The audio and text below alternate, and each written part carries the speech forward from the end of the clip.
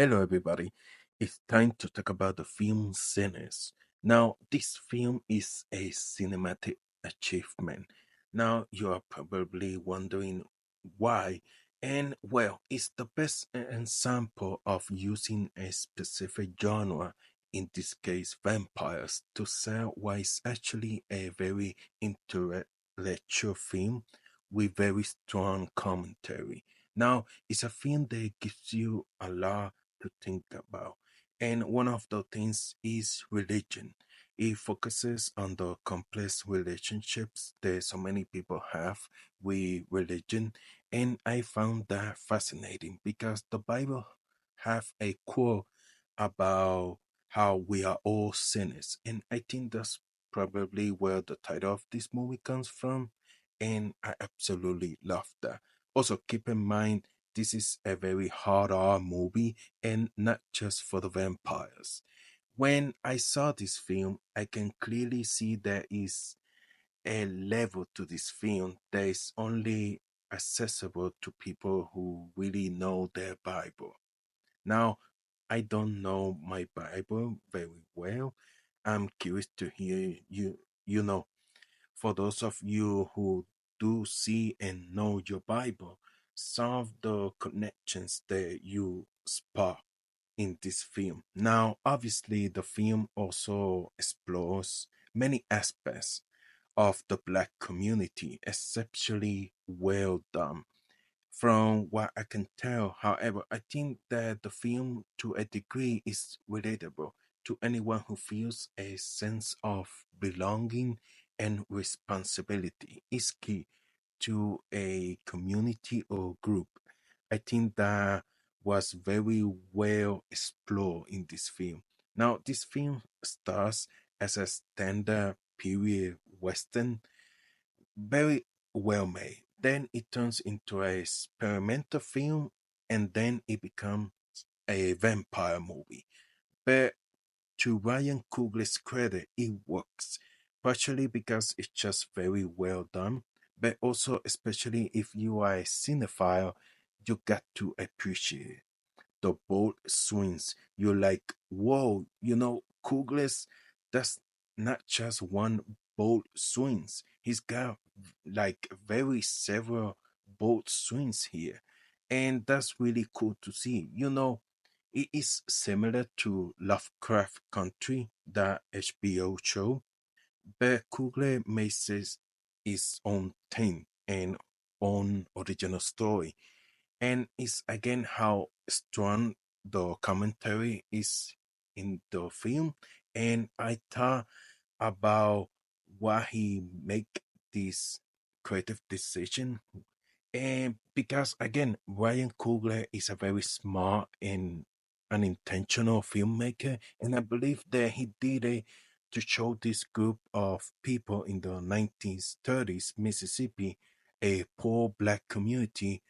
The world is small, and that the movie does a wonderful job of conveying that. Is really brilliant, and Ryan Coogler is a genius. Also, this movie deserves to be seen on a premium screen because of the stunning visuals and excellent sound design, especially that score from Ludwig Göransson. The film has a mid-credit scene, which I love. It's so good.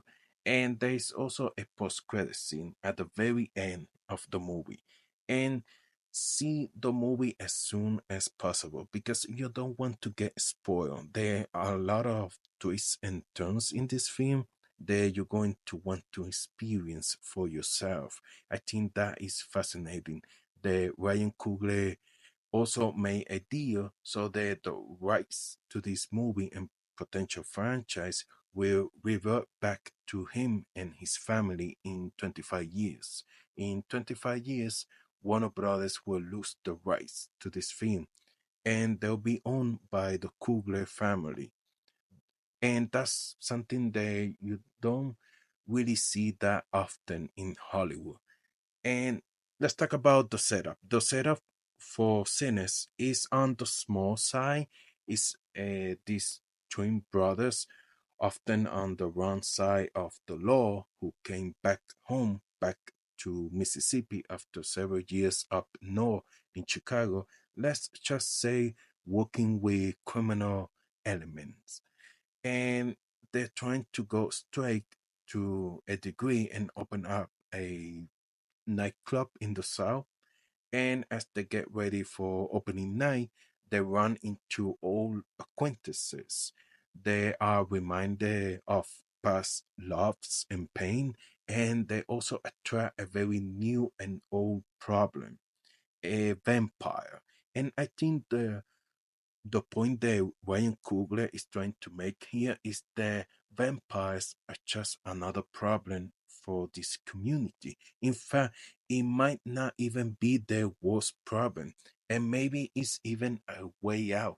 Like, how bad is a deal with the devil if you are already in hell?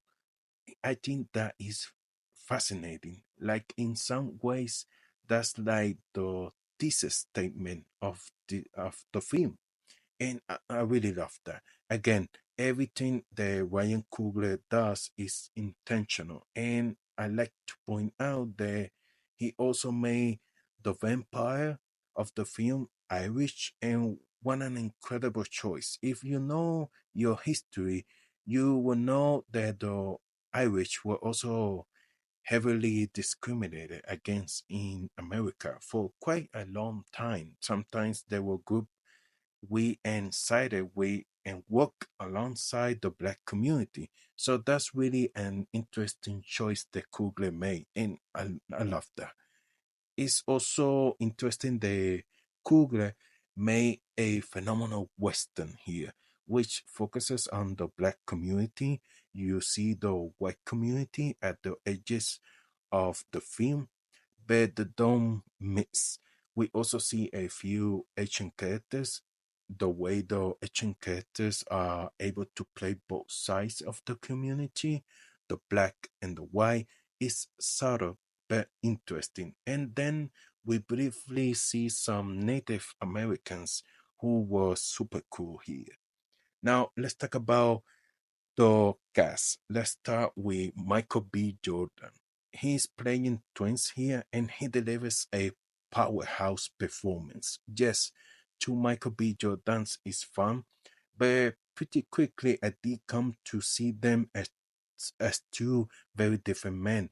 Jordan is very good with the swagger, and he's also very good with raw emotion, which becomes bubbling up by the end of the film for both brothers. Truly incredible. Hailee Steinfeld is fantastic here, not only one of her best roles, but a different side of her. She also feels like a 1930s movie star with her hair and makeup and the way she moves. She plays a race Miss woman who can pass as white, and she has an incredibly rich and interesting backstory. She could support her own movie or series. The other love interest in the movie is Wumi Musako, who is good and particularly striking visually. The camera just loves her, and it's a very complex character. And Jamie Lawson and Lin John Lee, they all do a wonderful job here. And there's new comer, up and coming, Miles Canton, with a very strong supporting role, a great actor, and a wonderful singer. And Omar Benson Miller, he made a very strong impression in a very small role. But whoa, Delroy Linden, what a role, what a performance. This was incredible. I would love if he gets an Oscar nomination for this. I know it's not very likely, but man, he just does phenomenal work here. This supporting role has Oscar nomination all over it. And I'm curious to see how the audience reacts to this film.